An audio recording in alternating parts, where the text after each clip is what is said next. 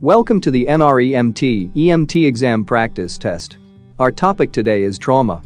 Use the link in the description to download the app on the App Store for free practice tests. Number 1. What is the physiological indication of multisystem trauma? A. Amputation. B. Low respiratory rate. C. Chest pain. D. Injury to the head.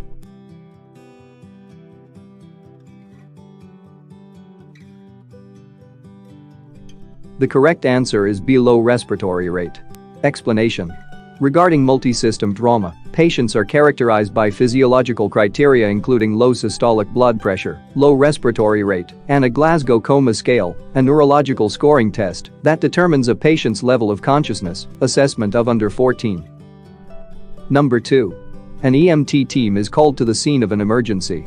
They see an older female patient lying on the ground, clutching her thigh at a spot from where blood is flowing heavily.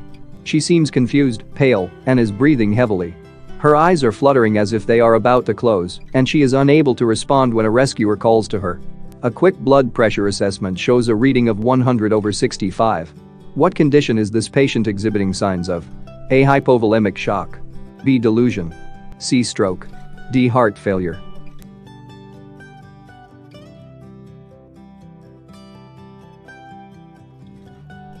The correct answer is A. Hypovolemic shock. Explanation. Confusion, pale skin, shortness of breath, loss of consciousness, and low blood pressure are all indicators of hypovolemic shock. The detail about the patient's leg bleeding indicates possibly a femoral artery blow, which would lead to large amounts of blood loss. This is a common precursor to hypovolemic shock. Some of the symptoms could apply to the other options provided, but all of the symptoms listed apply to hypovolemic shock. Number 3. A patient with blunt force trauma to the back of the skull has been transported to the hospital and has had brain imaging performed. Imaging shows a severe traumatic injury to the frontal lobe. This injury can be classified as which of the following? A. Coup injury. B. Temporal injury. C. Stroke. D. Contracoup injury.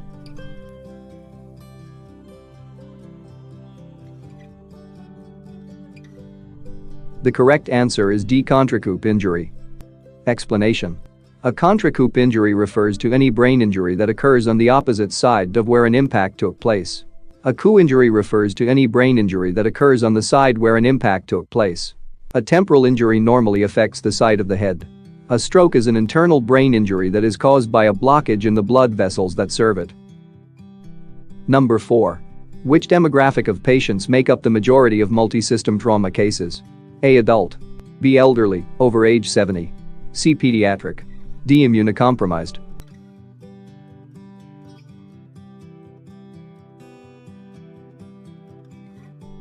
The correct answer is C. Pediatric. Explanation. Pediatric patients are most susceptible to multisystem trauma because their brains and bodies are still developing. A blow to the head or chest often results in the failure of other systems.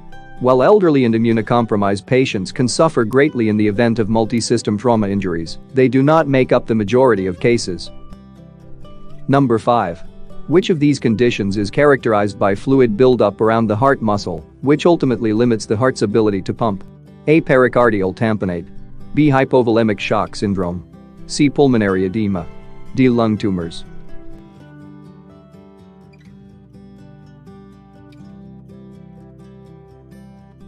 The correct answer is A. Pericardial tamponade.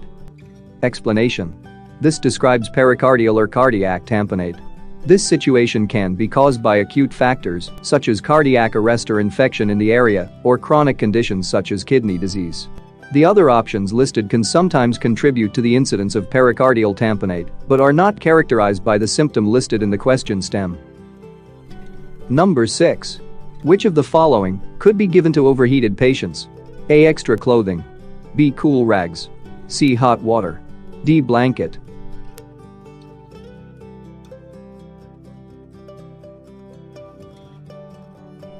The correct answer is B. Cool rags. Explanation. When responding to a patient who is suffering from excess heat in some way, elevated body temperature not due to an internal fever, heat rash, heat exhaustion, etc., such patients will likely need to be immediately cooled. This can be achieved by removing clothing, misting cool water on the patient, fanning the patient, placing cool rags on the patient's body, or administering cool fluids if the patient is able to take them. In severe cases, a water and electrolyte mix may be administered intravenously. Many overheated patients will need pressurized oxygen. Number 7. An EMT team arrives at the scene of an emergency. A gunfire fight occurred, and a teenaged female bystander was hit by 2 bullets. One bullet hit the patient in the chest and exited through her back. Bright red blood is spurting from the wound. Another bullet hit her near her hip and does not appear to have exited. It may be lodged in or near the patient's spine. What would be the appropriate first course of action by rescuers? A. Immobilize the patient on a long board and check for spinal damage. B. Ask the patient her medical history and any details about the suspects. C. Stabilize the open chest wound. D. Immobilize the patient using a Kendrick extrication device.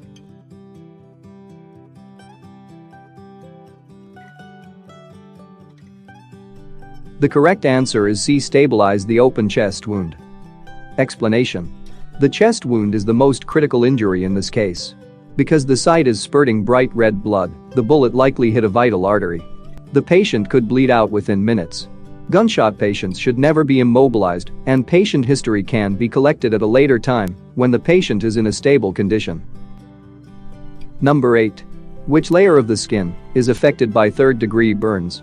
A. The hypodermis. B. The epidermis. C. The dermis. D. All layers of the skin.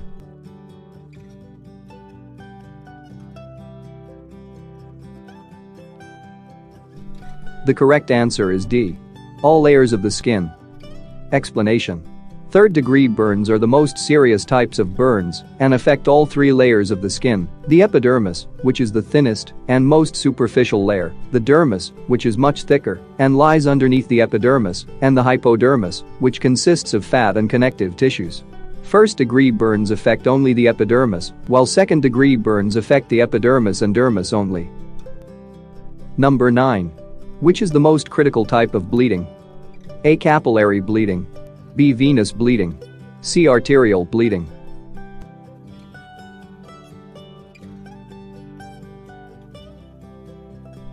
The correct answer is C. Arterial bleeding. Explanation. Arterial bleeding is the most serious type of bleeding, and this occurs when an artery is punctured or otherwise damaged. Spurts of bright red blood characterize arterial bleeding. The spurting is a result of the heart pumping blood through the arteries. Capillary bleeding is the most common type of external bleeding. Scratches, minor cuts, and scrapes can cause capillary bleeding. Venous bleeding occurs when a vein is punctured or otherwise damaged and is characterized by slow leakage of dark red blood. Number 10. A magnitude 8 earthquake hits a small city in the middle of the night, and many buildings collapse onto the people inside of them. EMT personnel dispatch as soon as it is safe to drive and find a number of patients inside their homes that are showing signs of compressed limbs, shock, and edema in the limbs. What conditions are these residents suffering from? A. Crush syndrome. B. Kidney disease. C. Cushing syndrome. D. Vascular disease.